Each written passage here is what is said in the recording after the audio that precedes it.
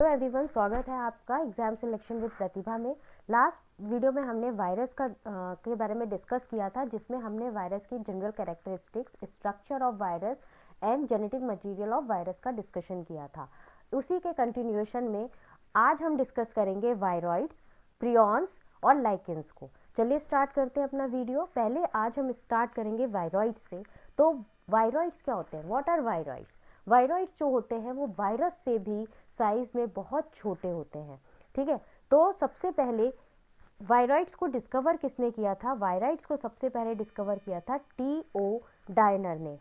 Viroids was first discovered by T.O. Diner. ये बहुत ही small infectious pathogens होते हैं, वायरस से भी छोटा इनका साइज होता है और ये एक डिजीज कॉज करते हैं, जिस डिजीज का नाम है पोटैटो स्पिंडल ट्यूबर डिजीज। तो आप डिजीज का नाम याद रखेंगे कि वायरॉइड्स कौन सी डिजीज कॉज करते हैं? Viroids potato spindle tuber disease cause करते हैं। इनको डिस्कवर किसने किया था? Discover T.O. डायनर ने किया था। इसके बाद नेक्स्ट थर्ड पॉइंट, जो बहुत ही इंपॉर्टेंट पॉइंट है, जब मैंने आपको वायरस पढ़ाया था तब मैंने आपको वायरस के स्ट्रक्चर में बताया था कि वायरस में एक आउटर मोस्ट लेयर होती है, that is called protein coat. तो वायरस में तो वो प्रोटीन कोट प्रेजेंट होता है, लेकिन वायरॉइड्स में प्रोटीन कोट पाया नहीं जाता है। ठीक है, तो वायरॉइड्स में क्या है? प्रोटीन कोट एब्सेंट है, लेकिन वायरस में प्रोटीन कोट प्रेजेंट रहता है। तो ये एक कंपैरेटिव पॉइंट था हमारा। नेक्स्ट पॉइंट देखते हैं, consist only nucleic acid. Viroids के अंदर केवल न्यूक्लिक एसिड ही पाया जाता है, और न्यूक्लिक एसिड भी कौन सा न्यूक्लिक एसिड पाया जाता है? आरएनए पाया जाता है, जिसका मॉलिक्यूलर वेट बहुत लो होता है, यानी कि लो मॉलिक्यूलर वेट का आरएनए पाया जाता है वायरॉइड्स में। और वायरॉइड्स में जो आरएनए होता है वो सर्कुलर आरएनए ही पाया जाता है। तो ये हो गई वायरॉइड्स की बात। नेक्स्ट हम डिस्कस करेंगे प्रियॉन्स को। तो प्रियॉन्स क्या है? प्रियॉन्स जो है वो क्या है? प्रोटीनेशियस इन्फेक्शियस पैरासाइट है। ये एक और पैरासाइट है जिनकी डिस्कवरी किसने की थी? प्रियूजनर ने की थी। Prions was discovered by Prusiner. They are proteinaceous infectious parasite. तो ये दोनों चीज बातें याद रखेंगे आप। प्रियॉन्स जो होता है वो प्रोटीन होते हैं और इनका साइज कितना होता है? 4 to 6 nm होता है। प्रियॉन्स के अंदर कोई भी सेल प्रेजेंट नहीं होती है। जब मैंने आपको ये टॉपिक स्टार्ट किया था तब मैंने आपको बताया था कि प्रियॉन्स, वायरॉइड्स और वायरस लाइकेंस को बायोलॉजिकल क्लासिफिकेशन में क्यों नहीं रखा गया था? क्योंकि उनके अंदर सेल्स प्रेजेंट नहीं थी। और बायोलॉजिकल क्लासिफिकेशन में R.H. विटेकर के 5 किंगडम ऑफ क्लासिफिकेशन में उन्हीं ऑर्गेनिजम्स को रखा गया जो कि सेल के बने हुए थे। ठीक है, तो प्रियॉन्स में क्या है?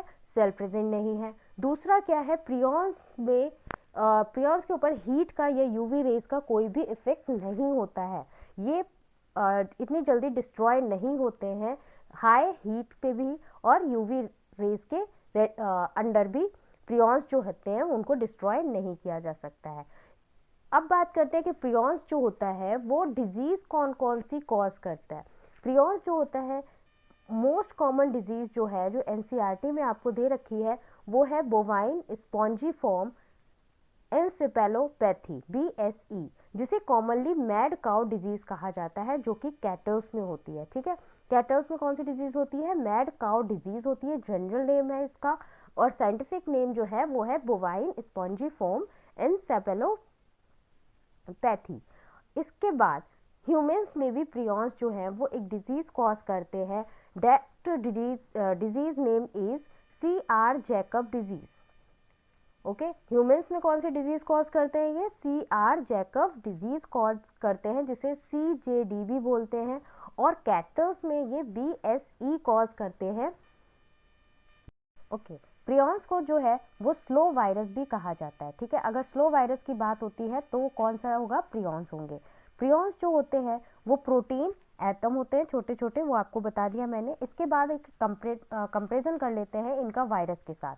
प्रियॉन्स और वायरस में क्या डिफरेंस है कि प्रियॉन्स जो हैं वो 90 डिग्री सेल्सियस के टेम्परेचर पर भी डीएक्टिवेट नहीं होते हैं, जबकि जो वायरस है वो 90 डिग्री टेम्परेचर पर डीएक्टिवेट हो जाता है।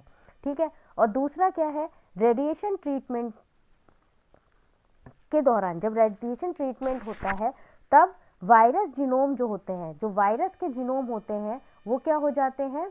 वो डिस्ट्रॉय हो जाते हैं, लेकिन जो प्रियॉन्स हैं, प्रियॉन्स से इन्फेक्टेड जीनोम है वो कभी भी डिस्ट्रॉय नहीं होगा आपके रेडिएशन ट्रीटमेंट के अंडर भी। तो ये था प्रियॉन्स के बारे में। नेक्स्ट पढ़ते हैं हम लाइकेंस को। लाइकेंस के बारे में बात करें तो लाइकेंस क्या है? Lichens are the symbiotic association of algae and fungi. Lichens जो है वो सिम्बायोटिक एसोसिएशन है एल्गी और फंजाई की। मीन्स एल्गी और फंजाई दोनों ही मिलकर लाइकेंस को बनाते हैं और दोनों ही एक दूसरे के लिए फ्रूटफुल है। यानी एल्गी जो है वो फंजाई को हेल्प करेगी और फंजाई जो है वो एल्गी को हेल्प करेगी। तो इस तरीके की एसोसिएशन कैसी कहलाती है? सिम्बायोटिक एसोसिएशन कहलाती है। अब जो एल्गी का पार्ट लाइकेन में प्रेजेंट होता है, ठीक है, दो हमें पता चल गया कि लाइकेंस जो है वो एल्गी का बना हुआ है और दूसरा किसका बना हुआ है? फंजाई का बना हुआ है। एल्गी का जो पार्ट है वो क्या कहलाता है? फाइकोबायोन्ट कहलाता है, जो कि ऑटोट्रॉफिक होता है, यानी ये अपना फूड खुद से प्रिपेयर कर सकते हैं। और जो फंजाई होता है, फंजाई का जो पार्ट होता है वो कहलाता है माइकोबायोन्ट, और ये हिट्रोट्रॉफिक होते हैं। माइकोबायोन्ट कैसे होते हैं? हिट्रोट्रॉफिक होते हैं। It means they can not make their food by own, ये अपना खाना खुद से नहीं बना सकते हैं। नेक्स्ट है इसमें, नेक्स्ट पॉइंट है हमारा, algae prepare food for fungi. जैसा कि मैंने आपको बताया कि ये इन दोनों की सिम्बायोटिक एसोसिएशन होती है, यानी दोनों ही एक दूसरे की हेल्प करते हैं। तो एल्गी क्या हेल्प करता है? एल्गी जो होता है वो फंजाई की हेल्प करता है खाना बनाने में, ठीक है। एल्गी और फंजाई की एक सिम्बायोटिक रिलेशनशिप है, जिसमें एल्गी जो है वो फंजाई को फूड बनाने में हेल्प करती है और बदले में फंजाई क्या करती है? बदले में फंजाई एल्गी को शेल्टर प्रोवाइड करती है। उसके अलावा वाटर, मिनरल न्यूट्रिएंट्स जो है वो अपने पार्टनर यानी एल्गी के लिए एब्जॉर्ब करती है। तो ये पहला पॉइंट आपको समझ में आ गया होगा। नेक्स्ट पॉइंट देखते हैं हम इनका, फाइकोबायोन्ट। फाइकोबायोन्ट जो होते हैं वो मेंबर कौन सी फैमिली के होते हैं? तो phycobiont are the is the mostly the member of Chlorophyceae, Chlorophyceae के होंगे। और इनके एग्जाम्पल्स की बात करें तो फाइकोबायोन्ट में एग्जाम्पल है आपका पाल्मेला एंड प्रोटोकोकस। इसके साथ साथ ब्लू ग्रीन एल्गी भी फाइकोबायोन्ट क्लोरोफाइसी का मेंबर है, और इसके एग्जाम्पल है क्लोरोकोकस, साइटोनीमा और नॉस्टक। एग्जाम्पल्स आप बहुत अच्छे से याद रखिए, क्योंकि एग्जाम्स में आपके एग्जाम्पल से रिलेटेड क्वेश्चंस भी बहुत पूछे जाते हैं। अब बात करते हैं माइकोबायोन्ट की। माइकोबायोन्ट जो होता है वो एस्कोमाइसिटीज का मेंबर होता है, और इसका जो एग्जाम्पल है वो है क्लेडोनिया ग्रेफिस, और कभी कभी वेसिडियोमाइसिटीज का भी मेंबर हो जाता है, और उसमें एग्जाम्पल आता है कोरेला एंड कोरा का। अब देखते हैं कि एल्गी जो होते हैं उनका हैबिटेट क्या है। एल्गी जो है वो मोस्टली ह्यूमिड प्लेसेस में पाया जाता है, मतलब ऐसी जगहों पे पाया जाएगा जहाँ पर पानी की नमी रहेगी, ठीक है। तो लाइकेंस जो है वो कहाँ पे मिलेंगे? ह्यूमिड प्लेसेस पे मिलेंगे, और they are very good pollution indicator, they do not grow in polluted area. Lichens की एक एडवांटेज ये है, मेन कैरेक्टरिस्टिक ये है कि ये गुड पोल्यूशन इंडिकेटर की तरह एक्ट करते हैं, और ये ऐसी किसी भी जगह पर ग्रो नहीं करेंगे जो कि एरिया पोल्यूटेड होगा। अभी देखते हैं हम क्लासिफिकेशन ऑफ लाइकेंस। लाइकेंस को जो है वो अलग अलग तरह से डिवाइड किया गया है। एक तो उनके एक्सटर्नल मॉर्फोलॉजी के डिपेंड करता है कि उनका क्लासिफिकेशन कैसा है, ठीक है। दूसरा उनके हैबिटेट पर। नेक्स्ट जो है उनके इंटरनल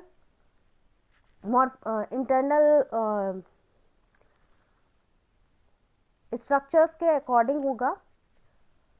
इससे पहले हम ये देख लेते हैं कि लाइकेंस जो है इसको डिस्कवर किसने किया था। डिस्कवरी सबकी याद रखिए, इससे रिलेटेड क्वेश्चंस बहुत ज़्यादा पूछे जाते हैं। तो लाइकेंस की डिस्कवरी जो है वो की थी थियोफ्रेस्टिस ने, और थियोफ्रेस्टिस जो हैं इनको फादर ऑफ बॉटनी भी कहा जाता है।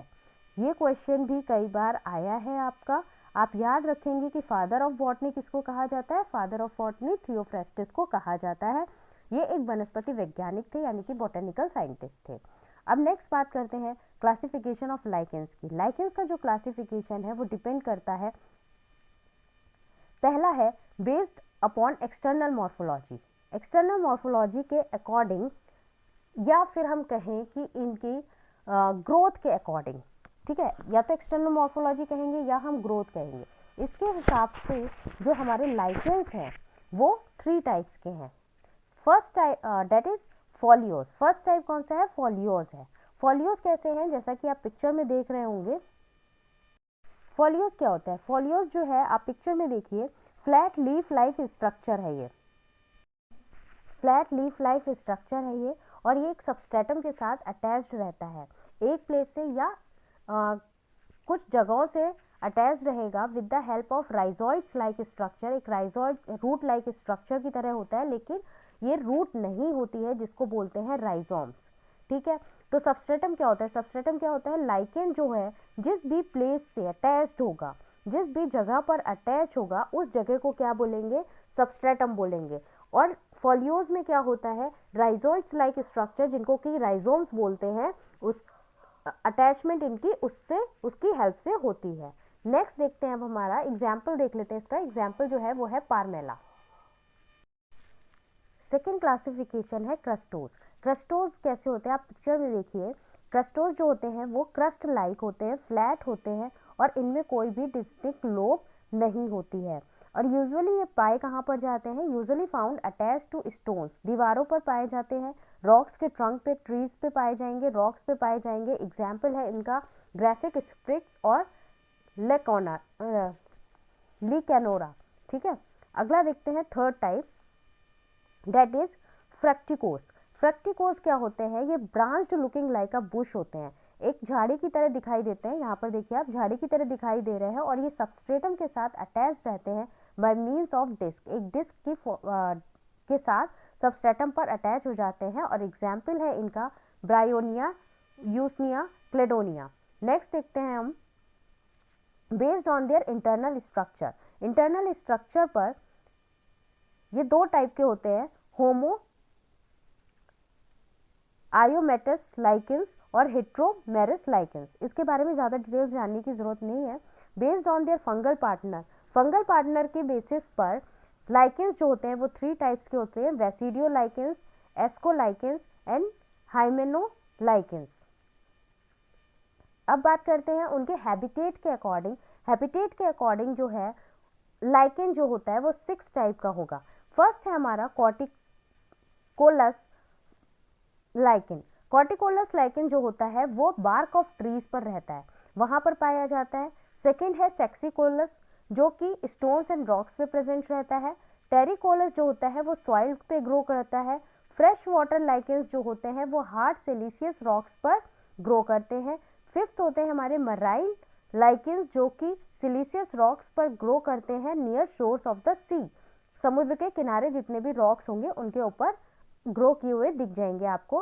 लास्ट है हमारा लिग्निकोलस, ये जो है ये लकड़ी पर ग्रो करता है। अब हम बात करते हैं इकोनॉमिक यूजेस ऑफ लाइकेंस की। लाइकेंस के इकोनॉमिक यूजेस क्या है? तो लाइकेंस जो होता है उसका एक बहुत ही इम्पॉर्टेंट रोल होता है एनवायरमेंटल पॉल्यूशन में। जैसा कि मैंने आपको बताया था कि पॉल्यूशन इंडिकेटर है, तो ये SO2 के द्वारा जो होने वाला पॉल्यूशन होता है उसको इंडिकेट करता है।